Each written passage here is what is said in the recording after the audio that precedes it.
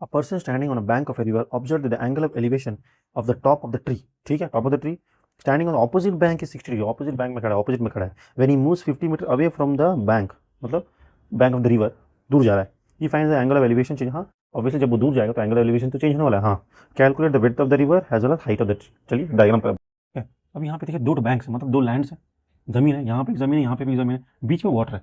तो ये पर्सन क्या कर रहा है, एक पर्सन यहाँ पे खड़ा है, ठीक है, खड़ा होकर देख रहा है यहाँ पे एक ट्री है, ठीक है, ये क्या उधर देख रहा है। तो जब देख रहा है ऐसे देखेगा, हाँ सर ऐसे देखेगा, ठीक है। फिर थोड़ी देर बाद क्या हो गया, तो थोड़ा बड़ा कर लेते हैं, ठीक है, बड़ा कर लिया मैंने, चलो ठीक है, तो ईजी हो जाएगा, ऐसा वो देख रहा है, ठीक है।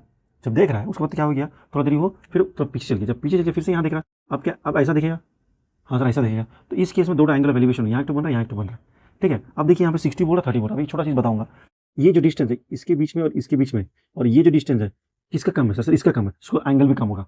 इसका सर ज़्यादा दिख रहा है तो इसका ज़्यादा होगा, यहाँ पे 60 होगा, दिया 60 होगा, यहाँ पे 30 दिया, दोनों दोनों एंगल्स दिया 60 और 30, तो ये बड़ा वैल्यू होगा, छोटा वैल्यू होगा, ठीक है। समझ में आ रहा है क्या बोलने का क्वेश्चन। तो ये हो गया बैंक ऑफ द रिवर, यहाँ पे खड़ा था देखा एंगल, यहाँ पे खड़ा था यहाँ देखा। सो हमें क्या खोजना है, have to find out the width of the bank, मतलब ये खोजना है, एंड हाइट ऑल्सो ये भी खोजना है, ठीक है। अब यहाँ पे देखिए ये जो ट्री है, ये जब एंगल बन रहा है यहाँ पे भी सेम है हाइट, ये जो एंगल बन रहा है यहाँ पे भी सेम, ठीक है, दो केसेस में सेम आ रहा है, ठीक है। तो मुझे ये भी खोजना है, ये भी खोजना है, ठीक है। उसके हिसाब से पहले एंगल्स क्या दिए, पहले tan 60 का लिख देते हैं, tan 60 is equal to height by, इसके हिसाब से हाइट क्या होगा सर, ये होगा सर, उधर भी वही होगा, हाँ बेस क्या होगा सर, बेस नहीं होगा, BC होगा सर, दोनों ही नहीं पता है, ठीक है, छोड़ दीजिए, पहले वैल्यू तो लिख लीजिए, ठीक है, √3 is equal to AB by BC, हाँ सर लिख दिया, उसके बाद कुछ नहीं पता, ठीक है। अब आगे बढ़िए, अब यहाँ पे ये इसमें देखिए, जब tan आपका 30 डिग्री हो जाएगा तो क्या हाइट यही है, बेस ही पूरा होगा। तो AB इज इक्वल टू, क्यों सर ऐसा, क्यों ये 30 डिग्री किस में बन रहा है सर, ये लाइन्स के बीच में बन रहा है, ठीक है। तो हाइट हो गया, बेस हो गया आपके पूरा, पूरा लिख दीजिए, क्या होगा BD, ठीक है, BD tan 30 पता है, हाँ सर पता है, 1/√3 होता है। सो AB सर, हाँ AB होगा, सो BD सर यहाँ पे, सर BD किससे बना, यहाँ पे कुछ वैल्यू है आधा ही है तो लिखना पड़ेगा हमें सर, ठीक है। सो 50 + CB, ठीक है, सो 50 + CB बना, ठीक है।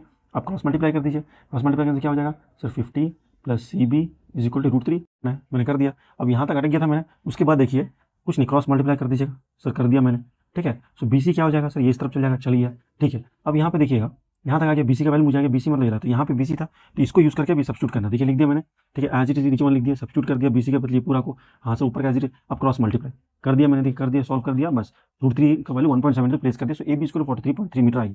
सो इसका आ गया सर, इसका भी खोजना है, हाँ ये कहाँ आ रहा है देखिए सर, AB का वैल्यू आ गया, ठीक है, और मैं BC चाहिए, ठीक है, इसमें पुट कर दीजिएगा, है ना, ईजी हो रहा। सो √3 इज इक्वल टू क्या हो जाएगा, AB का वैल्यू सर ये यूज़ करेंगे, नहीं ये रखिए, ये ईजी होगा। सो 25 √3 बाई BC हो जाएगा, हाँ sir cross multiply sir, so BC into √3 equal to 25 √3, ठीक है। तो BC क्या हो जाएगा सर, इक्वल 25 √3 बाई √3, सर √3 कट जाएगा, हाँ कट जाएगा, सो आंसर आ जाएगा 25। सो BC आ गया 25। समझ में कैसे करना, बस सब्स्टिट्यूट करते चलना है और कुछ सिंपल मैथ्स, ठीक।